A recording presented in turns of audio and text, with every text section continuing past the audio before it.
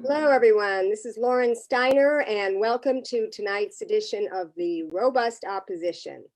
I am so happy to have with me my guest, Dr. Lara Fielding, and she is a clinical psychologist specializing in CBT, cognitive behavioral therapy, and the author of the book, Mastering Adulthood. How are you tonight, Lara?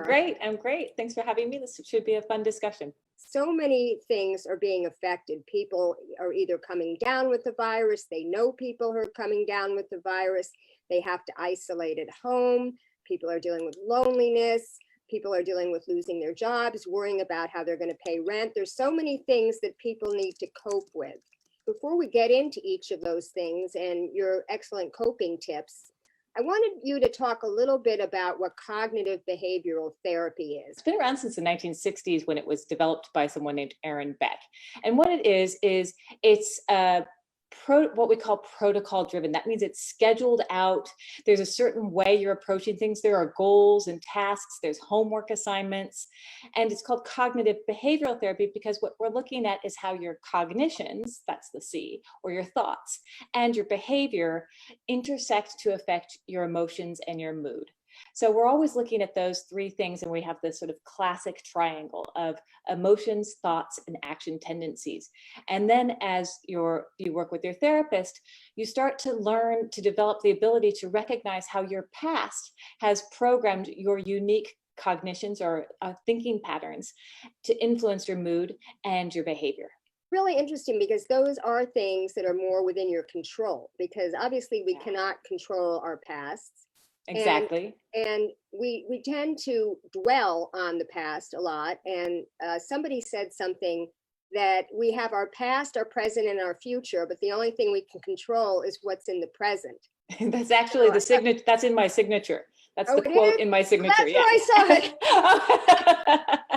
That's where I saw it. And that just says it all for me, right? Yeah. That, it's so easy and all of us do it. So we have to step off the judgment train and know that we all do it. But when we accept that we all do it, then we can work on improving it and not letting it take over our lives. Yes. And the other thing that you specialize is mindfulness. And now I've done mindfulness and I find it very helpful because I used to think, I'm old enough that I remember the 70s where we had transcendental meditation. Yeah. And you had to have this mantra and you had to only focus on this mantra. And I could never do that. I could never keep my thoughts from wandering.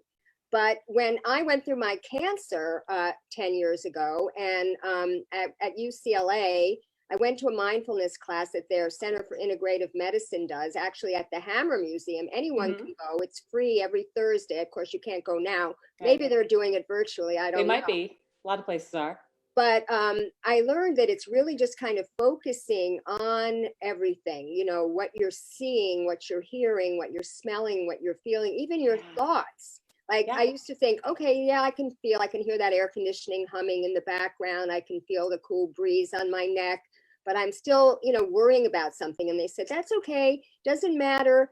Just categorize your thought. Is it a worrying thought? Is it a planning thought? Is it a judging thought? Just categorize it and let it go. So can you talk about more about what mindfulness is and why it's so effective and the medical effect on your body? Yes, I'd love to. And I love that you brought up the difference between transcendental meditation or TM meditation, which is this mantra-based kind of attention. So they're related, right?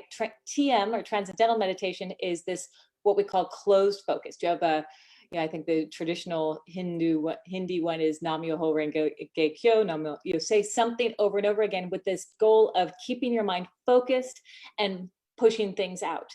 Mindfulness is actually, you start maybe with your anchor of your breath, but your objective, if there is one, is to just sort of sit back and train yourself to watch the whole thing happen, right? To practice there are common elements of mindfulness, and one of them is non-reactivity. It's this observe mode where if you're even listening to me right now and hearing the sound of my voice, if you're sitting down, you can feel your bottom in the chair, notice your breath, and just notice that you can hear me, you can see the screen, you can notice distractions, but you watch all that. So it's more open focused.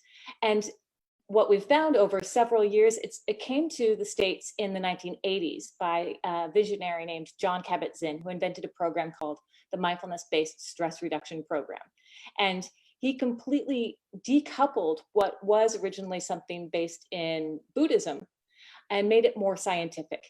He came up with this 8-week program, and then a lot of other programs, which is what I specialize in, started to wind it into CBT treatments. So the reason it works so well is it teaches you to slow down your nervous system, to slow down your thinking, to slow down your body. And what we've found is an amazing array of biological benefits from practicing mindfulness, from increasing gray matter in your brain to decreasing physiological reactivity.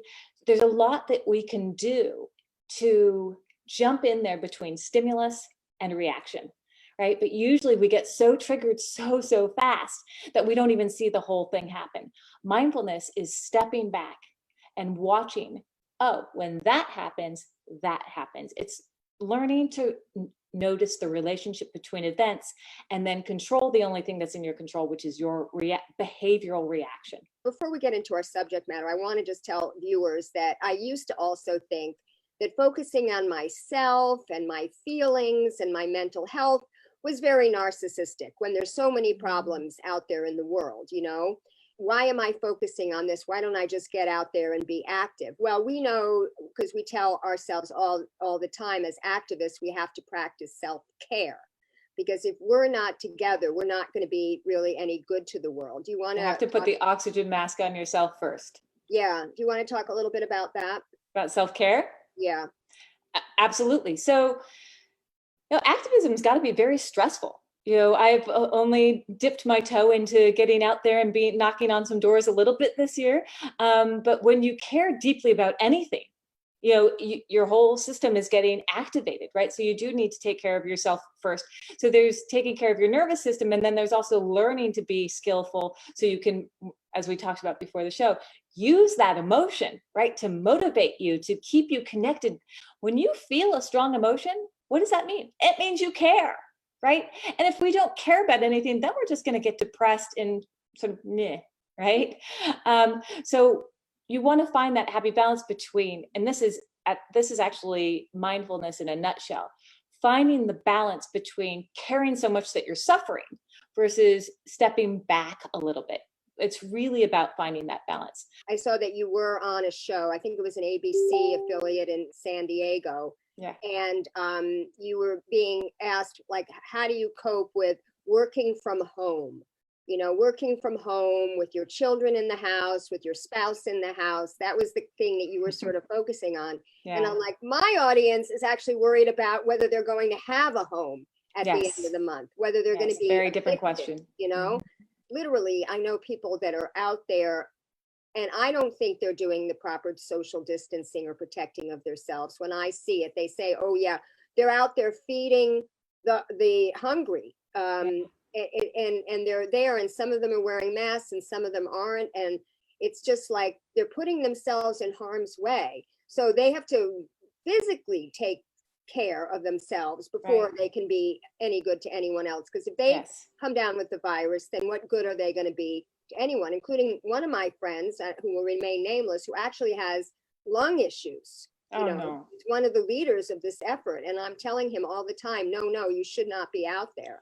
Right. So what we're talking about here is a decision-making process according to our values, right? So your friend, for example, sounds like he or she has a little values conflict going on there. My health versus what I care, my caring for humanity. And it's so easy. We get into these autopilots. So the first thing we talked about was how our emotions and our thoughts and our actions are constantly interacting. But over time, these create these emotional habit patterns. And what's happening now is in our self-care, we have to slow down and say, wait a second, is what I've always done working now? When the context or the road of life changes dramatically, the question to be asked is what I used to do still working? So, in the show that you alluded to, I spoke about how you're not in the office anymore, so you're going to have to adjust your behavior. And even as activists, you have to step back and say, wait a second, what can still be done and is effective, right? Versus what can't be done. So you might, if you're looking at it as two sides of the coin, taking care of others, taking care of myself, you might have to bump up the self-care. And those are simple things. I use the expression skillful means as an acronym to help remember how to take care of yourself every day. And around here, we literally go through the 5 points checklist. How did we do on our skillful means? And it stands for the following. Did we meditate? So we meditate, for like 12 minutes, a couple times a day around here. Did we get a little bit of exercise? Exercise, I can go into all the research. We all know exercise is just darn good for our brains. Did I abstain?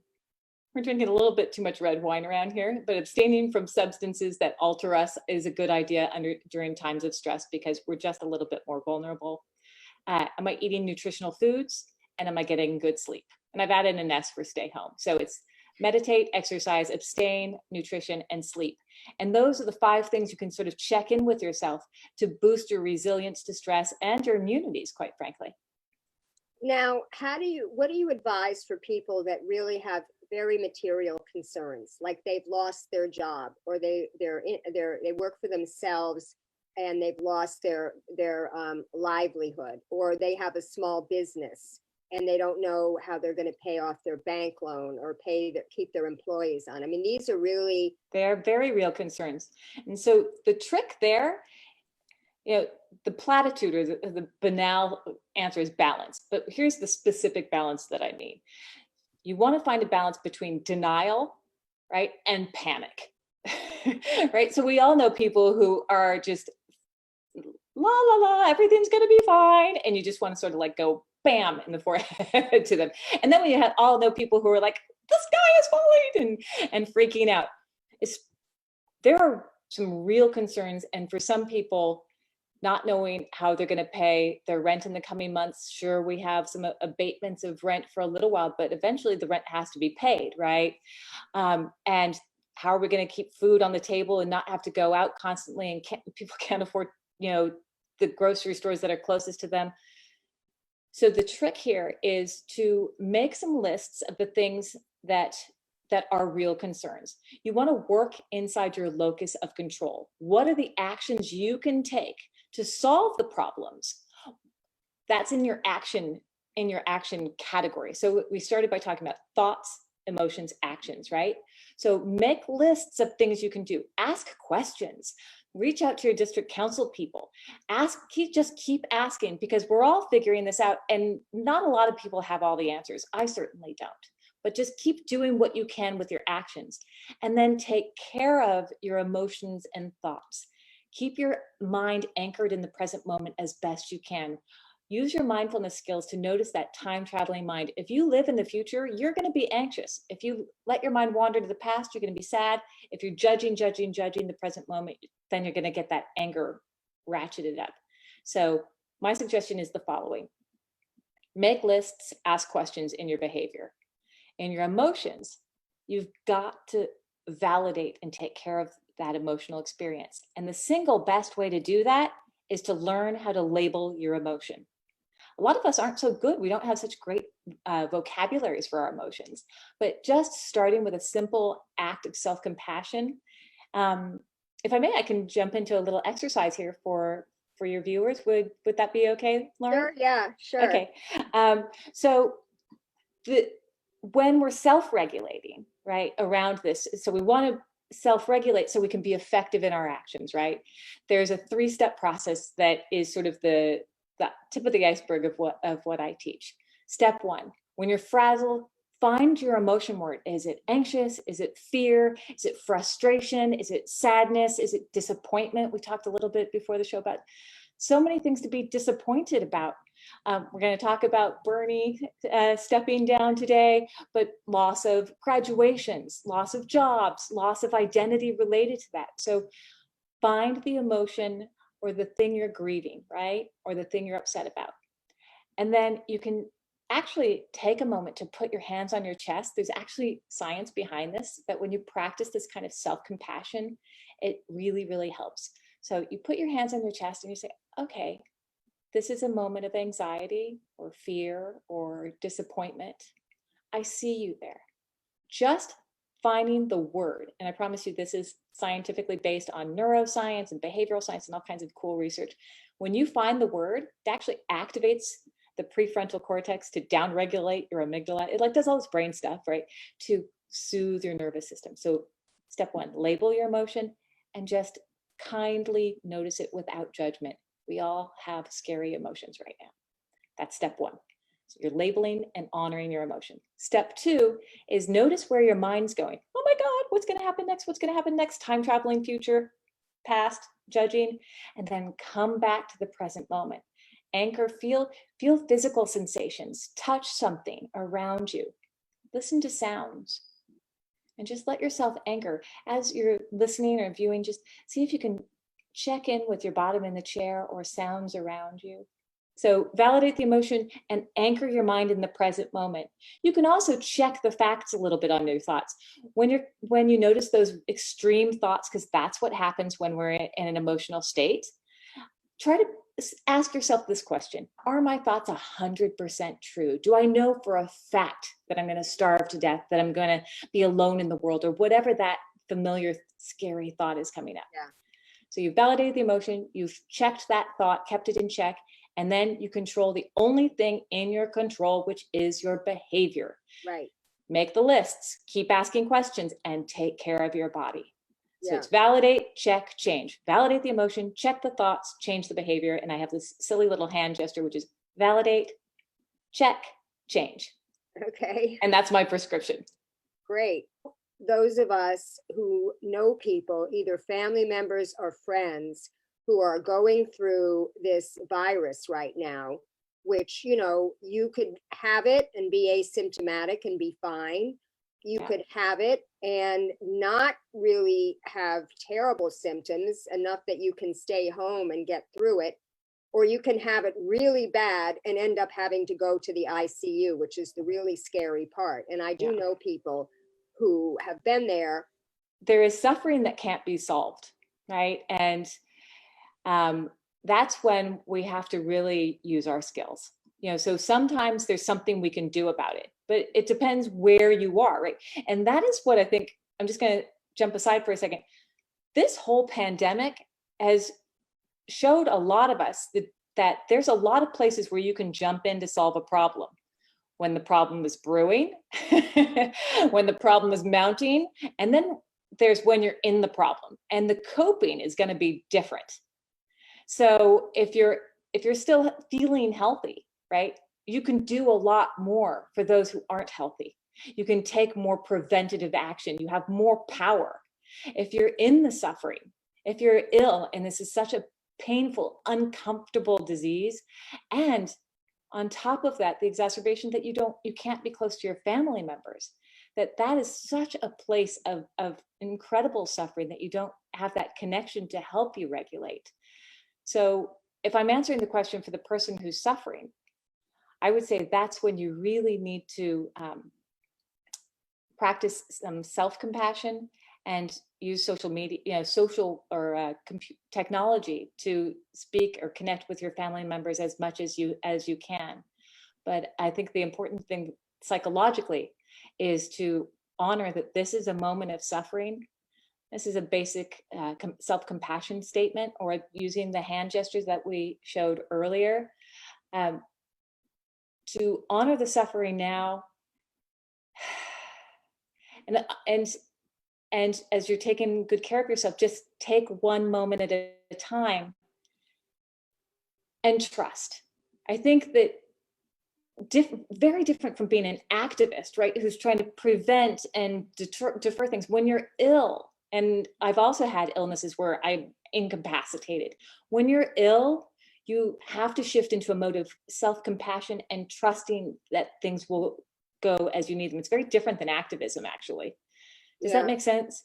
Because you can't get out of your bed and yell at your doctors. And you have to just trust that things will go, as the Buddhists say, everything will be exactly as it should be. And well, I don't know that I ascribe to that, because that, right. It's very different. A friend who used to say everything happens for a reason. And I don't think that's true. I don't think when good people are taken from us, you know, Well, and it's people survive, that there was a reason for that, you know, that having that thought in my head does not help me cope with something, you know. Then don't use it.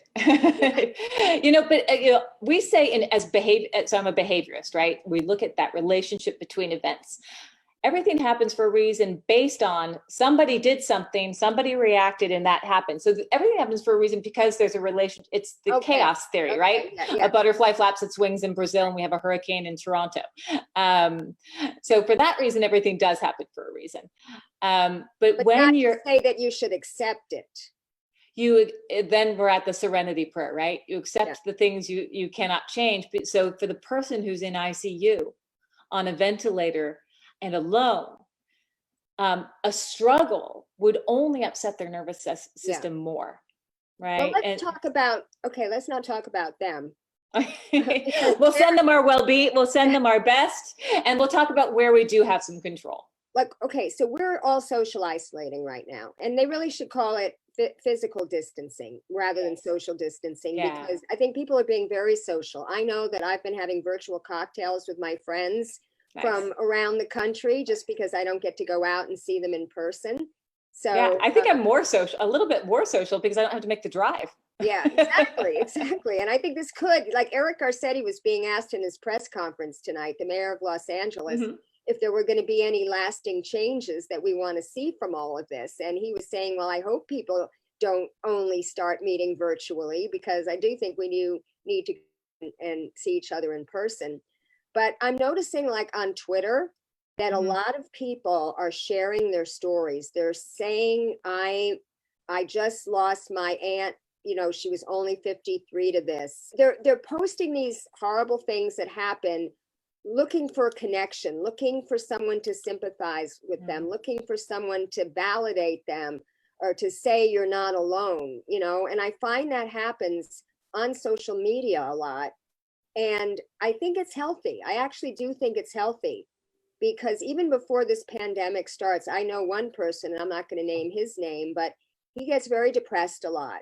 And he tends to post things like, I'm going off this now, I'm worthless, nobody cares about me. And then everybody sort of like pumps him up, and then, you know, he lives to see another day, right? Is there a danger in that too much? I think you sort of talked yourself into that. Exactly. No, but that's exactly right.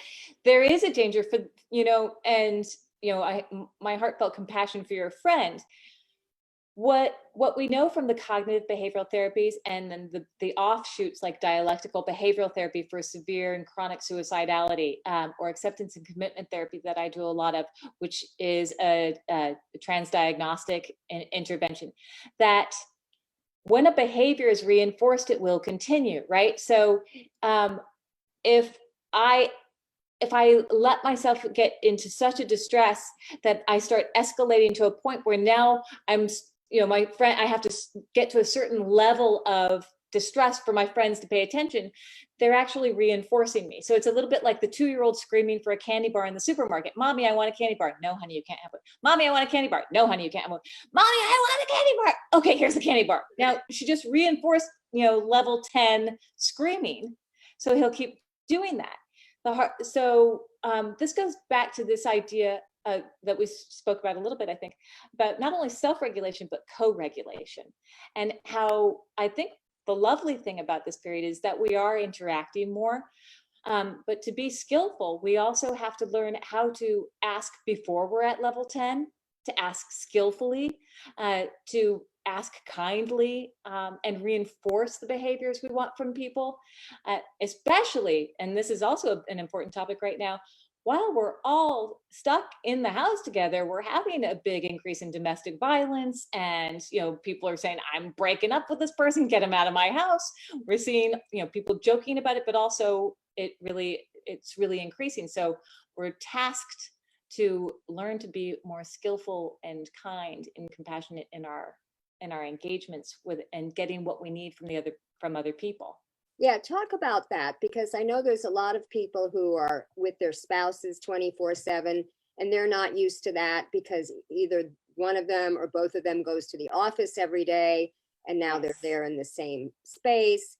And then Yes. there are the kids who are home and parents who are having to homeschool and do fourth grade math, which they don't understand how to do because math is all different now, apparently. I heard a story like that too. Yeah. What kind of advice do you have for those people? Be nice to each other. It's really hard. First of all, when stress gets high, your natural things that annoy you will escalate. So own your own thing. So mine is I get pushy, right? I like when there's something to get done, I get like a little, and I have to reel myself in.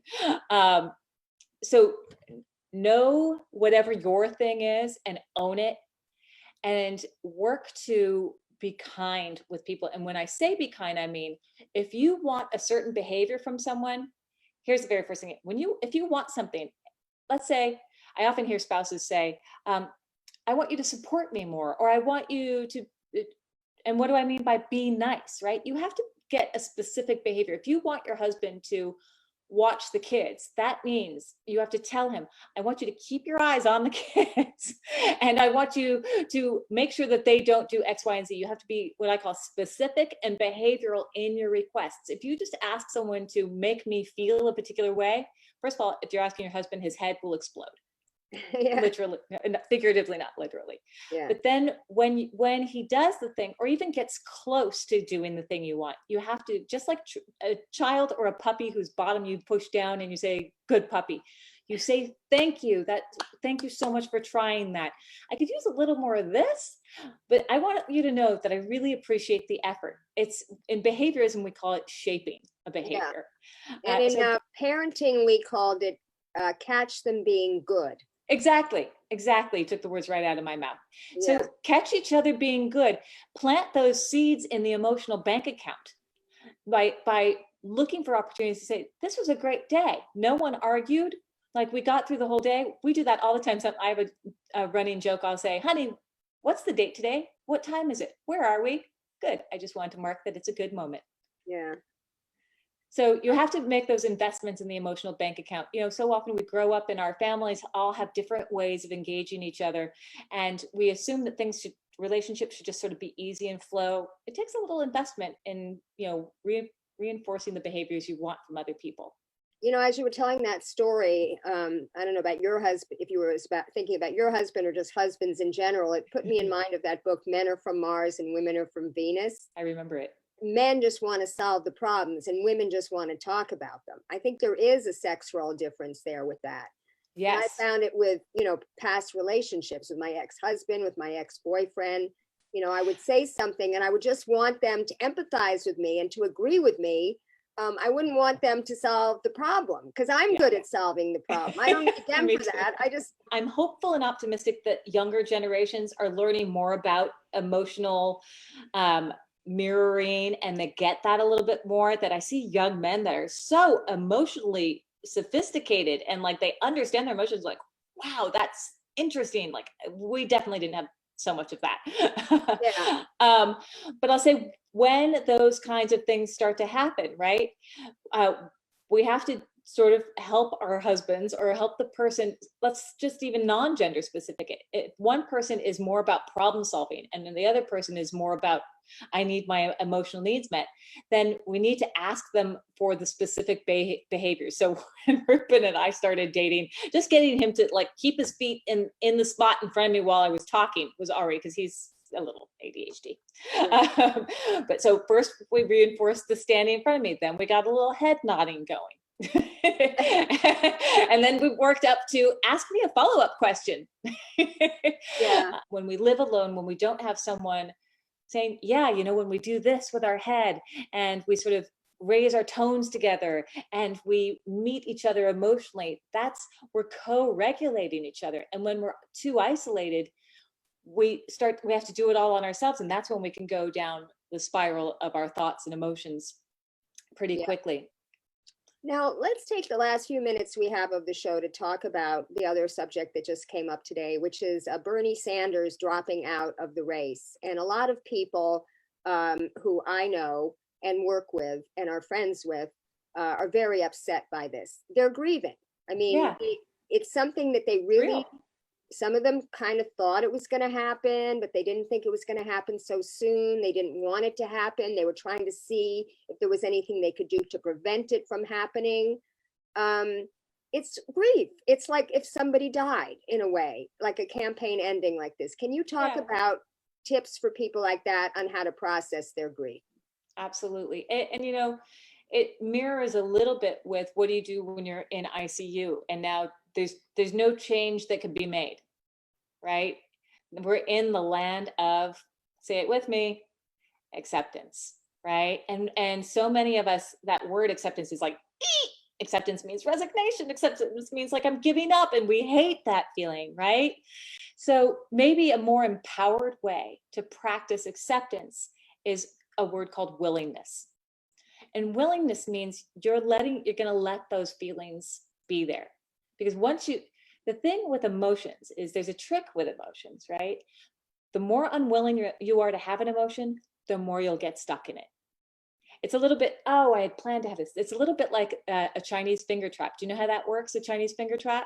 No. Do you know what that is? A Chinese finger trap is a little contraption that they give children, and it's woven, and you put your fingers in it, and then you try to get out, and the more you struggle with it, you'll get stuck. And the only way to get out of it is to push in, and then you feel it loosen around your fingers, and then you get out. Emotions are the same way, that when you struggle with them, they grip you. So for grieving, for mourning the loss of something, for disappointment that can't be fixed, the recipe for getting out of the trap is to lean in and find the emotion word, sit with yourself, journal a little bit about it, meet with friends and have a drink or a non-alcoholic beverage, but you have to do a little bit of the more, it's like the stages of grief, right? Where it's denial, anger, bargaining, depression, then acceptance. The DABDA is the acronym, and you'll kind of bounce around in between that. And when your mind starts to do the thing like, but only it shouldn't have been, and you start to argue with yourself, notice, let go, come back. This will hurt for a while, and the willingness is let it hurt for a beat or two. A friend of mine, actually, who's a big Biden supporter, wonder if he's watching, wrote something today. He said, all you burners out there, you're going to be hearing everyone say, get behind Biden. You got to get behind Biden. Take a beat. Mourn your loss. It'd be great. We hope you'll get behind Biden, right? So we can get to the ultimate end goal, right? No, you're not talking to that crowd. But you have to mourn your loss first, because if you don't mourn your pain, you'll have something that we sometimes call inhibited grieving, and it will leak out in all these other little aggressive micro bursts of aggression other ways. So take some time to do a little bit of self-care, meditate on it, journal about it, talk with friends about it, and then the emotion can do its thing and start to retreat to the background, and then your mind will grab it again and say, but only if, and then you move through the cycle again. Now, what about getting busy on a new project? For instance, activists are always activating. And my whole thing was, I've been through this rodeo before. I was much more involved in Bernie's campaign 4 years ago. I ran LA for Bernie. I was a delegate. I did ballots for Bernie. I just work. And I decided not to do it again this time. But one of the things that I said back then was, I came out of Occupy. Bernie, to me, I'm not going after him because he's this charismatic figure, this personality. He just happens to be the person that supports all my issues. And I had friends who were even more leftist than I am, Green Party, socialists, saying, oh, he's just going to sheep herd people into the Democratic Party only to lose and ask them to endorse Hillary, And I was like, I wasn't going to argue with that. I was going to say, look, in order to run as a Democrat, he had to agree to do that. But my purpose is, let's get all these people in to our issues that only get excited about a charismatic candidate. And then let's put them into the issue fights for Medicare for all, to ban fracking. That's a great idea. That's a great idea. And so we were able to do that with the people from the 2016 campaign. We got a lot more issue activists fighting the Trans-Pacific Partnership. Fighting for racial justice. Nice. And people found a sense of efficacy in that campaign. So when something suddenly ends and they don't have any more phone calls to make, or doors to knock, this is a way for them to keep that energy going. Don't you think that's a good? I do, and I'm smiling, and I'm smiling because it's so human of us. 100%. I love this idea, and I want you to notice how again, how this autopilot, right? What you do, you are an activist, right? So you're a pusher like me, right? Like, okay, if I can't fix this, I'm going to fix something else, right? I still recommend taking the beat or the glass of red wine or the journaling moment to say, ow, ow, just practice a little bit of willingness with the emotion, and then put all that emotion into something. So I still recommend taking a little bit of a beat, because like we talked about, it's a loss. And if you don't mourn a loss, it won't heal. Coping with physical pain when you can't get out of the house as you normally would? Oh, that's a great question. That is a great question. And there has been a lot of good science about mindfulness with physical pain. In fact, the mindfulness-based stress reduction program that I mentioned at the beginning, that was developed in the 1980s, was for chronic pain, specifically for people where pain medications and other treatments just weren't working anymore. And as hard as it may be to believe, when you're in physical pain, it's it's like it saps everything from you, right? It's very hard to imagine that there's something you might be able to do. First, let me tell you a little bit of a research study that they do, that shows that it works. And then I'll tell you how you can apply this. When we in the lab have people plunge their hand into an ice cold bucket of water and rate their pain, right? If the person is focusing on deep breathing, white knuckling it, how can I get through this? How can I get rid of this pain? How can I not think about this pain? They end up feeling more pain. When they've been trained how to use their mindfulness, willingness, and acceptance skills, they actually report less pain from that. As well, same thing with anxiety symptoms when people are exposed to CO2 gas. Okay, I have one more question that I want to ask. Okay. And that is the uncertainty of when this is going to end. That is the thing that I think most people are, whether it's the stock market, those guys are going crazy because they need certainty. Mm-hmm. The governor today was quoted as saying he doesn't know when he's going to lift the stay-at-home order. It's probably going to be at least until mid-May. Then people are worried, oh, can we selectively open up the country? If there are these antibodies that people have, can those people go back to work? What happens if we go back to work before there's a vaccine? Then people get it again. We're going to have to isolate something. I mean, we just don't know. I mean, we never know what's going to happen to us. We can get hit by a bus tomorrow, but Exactly. This is like the known unknown, if you will.